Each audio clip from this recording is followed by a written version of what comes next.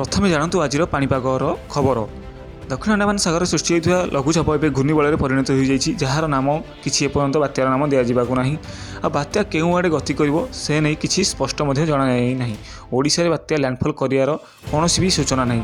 किसी न्यूज अच्छा जहाँकि आपण कहते ओडिशा लैंडफॉल कर से भली किसी खबर एपर्यंत स्पष्ट जना नहीं। गत काली मध्य बात्या घूर्णिबल परिणत हो जाएगी। बात्या केउठी केउँ भली भावरे केते बेगरे यह लैंडफॉल करिवो आसंता काली यह जना पड़ जिवो। जदि भी आपण माने पुरी, गंजाम, खोर्धा, जगतसिंहपुर, केन्द्रापड़ा, मयूरभंज एभली जिले में अच्छी ताहले आपण सतर्क रुहंतु, कारण बात्या नहले भी यही जिले में प्रबल प्रबल वर्षा हो पारे।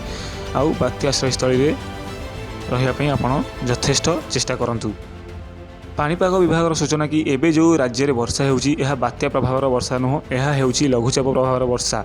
लघुचाप सरीगले पुणी यथेष्ट जो भाई भाव में खरा तापमात्रा बढ़ुला खरा होउथिला सेही खरा पुणी देखा मिलिबो, माने यथेष्टरू अधिक खरा देखा मिलिबो। जदि भी बात्या ओडिशा लैंडफॉल करे तेबे ओडिशार 18टी जिला एथिरे प्रभावित होइबार यथेष्ट संभावना रहुछि, किंतु एथिरु 4टी जिला अति बेसी प्रभाव पड़िबो तांको उपरे।